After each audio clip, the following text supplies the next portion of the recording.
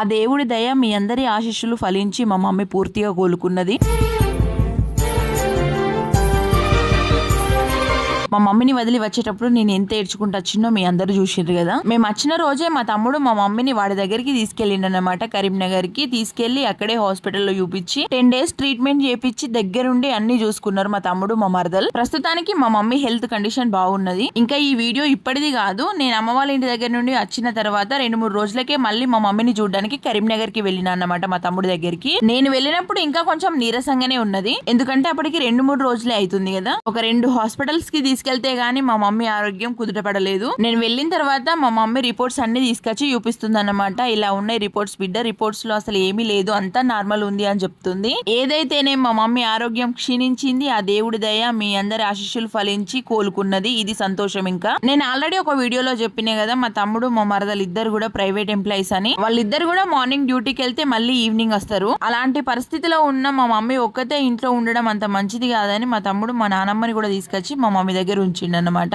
ఆ రోజు నేను మా మమ్మీని చూడడానికి అని వెళ్ళేటప్పటికి మా అవ్వ మా మమ్మీ ఇద్దరే ఉన్నారు. ఆఫ్టర్నూన్ టైమ్ లో వెళ్ళినా అన్నమాట. నేను ఇంతకీ మా మమ్మీని ఏ హాస్పిటల్లో చూపించినాము అంటే సాయి శరణ్య హాస్పిటల్, శేషశైలజ మేడం దగ్గర. మేడం మంచి క్వాలిటీ మెడిసిన్ ఇచ్చారు మా మమ్మీకి, తొందరగానే క్యూర్ అయింది. ఆ మెడిసిన్ వాడుతున్న కొద్దీ మా మమ్మీ ఒక్కొక్క రోజుకి ఒక్కొక్క రకంగా చేంజ్ అవుతూ వచ్చిందన్నమాట. నాకు చెప్తుంది, నాకు తెలుస్తుంది బిడ్డ, ఒక్కొక్క రోజుకి ఒక్కొక్క రకంగా ఉంటున్నా నేను అని. అయితే నేను ఈ వీడియో ద్వారా మా మమ్మీ చేసిన ఒక మిస్టేక్ గురించి చెప్తా, ఇది మీకు కూడా యూజ్ అవ్వచ్చు. సాధారణంగా ప్రతి మనిషి రోజుకి కనీసం 4 లీటర్ల వాటర్ అయినా తాగాలి అని డాక్టర్స్ చెప్తారు కదా. ప్రతి ఒక్కరు 4 లీటర్లు తాగకపోయినా కనీసం 2 లీటర్ల వాటర్ అయినా తీసుకుంటారు కదా. కానీ మా మమ్మీకి మాత్రం ఒక బ్యాడ్ హ్యాబిట్ ఉంది. అదేంటంటే కనీసం రోజుకి 1 లీటర్ వాటర్ కూడా తాగది. ఇప్పుడు మా మమ్మీకి ఉన్న అలవాటు వల్ల మా మమ్మీ పరిస్థితి ఇలా అయిపోయింది అని డాక్టర్ చెప్పిండ్రంట. ఇంకా హాస్పిటల్ కి వెళ్ళొచ్చిన తర్వాత నుండి, మేడం చెప్పిన తర్వాత నుండి, ఇక్కడ నా చేతిలో కనిపిస్తున్న బాటిల్ ఉన్నది కదా, అది 1 లీటర్ బాటిల్. పని కట్టుకొని మరి ఖచ్చితంగా గుర్తుంచుకొని రోజుకి 4 బాటిల్ వాటర్ తాగుతుందంట. అమ్మయ్య, ఇప్పుడు తెలిసొచ్చింది మా మమ్మీకి వాటర్ విలువ. మేము చెప్తే అస్సలు తాగకపోతుండే. అలా మా మమ్మీతో కాసేపు ముచ్చట్లు పెట్టినా అన్నమాట.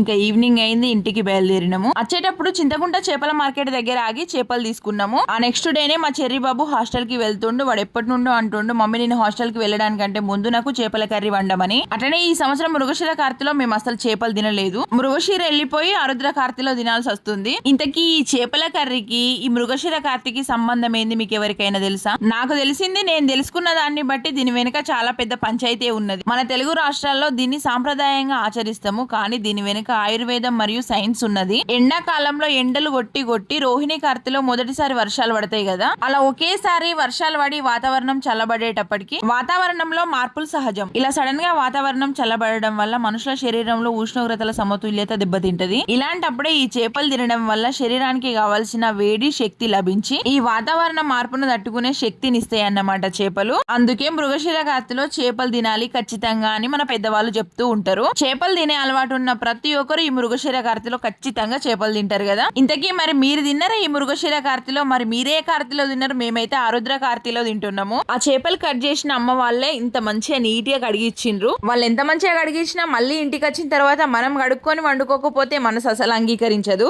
మా ఆయన ఖచ్చితంగా 1కి 10 సార్లు తీసుకొచ్చిన తర్వాత కడుగుతాడు. ఇక్కడ నేను సాల్ట్ వేసి పెడుతున్నా, తీసుకెళ్లి కడిగి తీసుకొచ్చిండనమాట మళ్ళీ కర్రీ వండడానికి. ఎప్పుడైనా నా పిల్లలు చేపల ఫ్రై ఇంకా చేపల పులుసు చేయి మమ్మీ అనేటోళ్ళు, ఈసారి ఎందుకో చేపల పులుసు మాత్రమే చేయి మమ్మీ, ఫ్రై వద్దు అంటున్నారు. మరి వాళ్ళకి ఇదేం సరదానం ఏమో గానీ నేను కూడా ఏం చెప్పలేకపోయినా ఇంకా నేను చేపల పులుసే వండేసిన. ఇంతకీ ఈ చేపల పులుసు నా స్టైల్లో నేను ఎలా వండుతానో సింపుల్ అండ్ స్వీట్ గా చెప్తా. నేను చేపల పులుసు వండాలి అంటే ఖచ్చితంగా పాత చింతపండు ఉండాల్సిందే. పాత చింతపండుతో అయితేనే చేపల పులుసు టేస్ట్ బాగుంటది. ఆ చింతపండు కలర్ ను చూసి అయితే భయపడకండి, మంచిగా కడిగిన తర్వాత నానబెడితే అలా ఏముండదు. నేనైతే ముందుగా ఇలా ఆనియన్స్ ని కట్ చేసి ఫ్రై చేసుకుంటా అన్నమాట. కట్టెల పొయ్యి ఉంటే నిప్పుల మీద ఉల్లిగడ్డని కాల్చి వండుకుంటే టేస్ట్ ఇంకా అద్భుతంగా ఉంటది. మనకైతే కట్టెల పొయ్యి ఉండదు కదా. కట్టెల పొయ్యి ఉండదు అంటే మళ్ళీ మీరు వేరే అనుకునేరు. కట్టెల పొయ్యి రాత్రి టైంలో నేను చేపల కర్రీ వండుతున్నప్పుడు ఎందుకు వెలిగిస్తాం? మేము పొద్దున స్నానానికి వాటర్ వేడి చేసుకోవడానికి మాత్రమే కట్టెల పొయ్యి వెలిగిస్తాము. అప్పటికప్పుడే పొయ్యి అంటు పెట్టి ఉల్లిగడ్డ కాల్చి కర్రీ వండలేము కదా. మళ్ళీ ఉల్లిగడ్డ కాల్చాలి అంటే నిప్పులు ఉండాలన్నమాట. ఆ నిప్పుల నుండి వచ్చే సన్నని సెగ మీద అయితేనే ఉల్లిగడ్డ మంచిగా ఉడుకుతుంది. అందుకే ఇలా ఇన్స్టెంట్ గా కర్రీస్ వండినప్పుడు ఉల్లిగడ్డల్ని కట్ చేసి నేను వేయించుతా అన్నమాట. కాసేపు ఆయిల్ లో ఫ్రై చేస్తా. అలా ఫ్రై చేసిన ఆనియన్స్ తో పేస్ట్ చేస్తా అన్నమాట. ఈ చేపల పులుసు మసాలా తయారు చేసుకోవడం ఎలానో చెప్తా. లవంగాలు, యాలకులు, మిరియాలు, జీలకర్ర, ఆవాలు, మెంతులు ఇవన్నీ కూడా మనం వండే పులుసుకి సరిపోయే అన్ని వేయించుకొని పౌడర్ చేసుకోవాలి.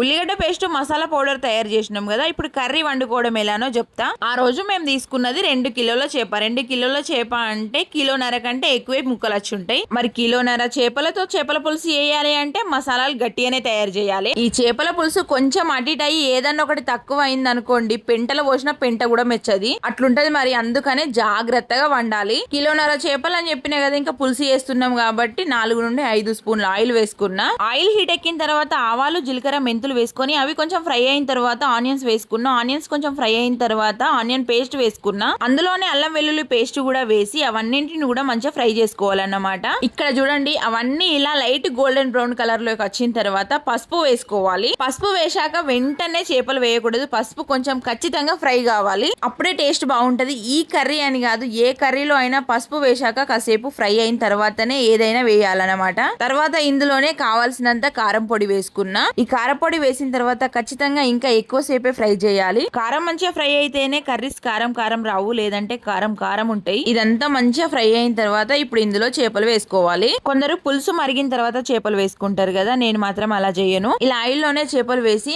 ఆ చేపల్ని ఒకసారి మంచిగా కలుపుకోవాలి విరిగిపోకుండా.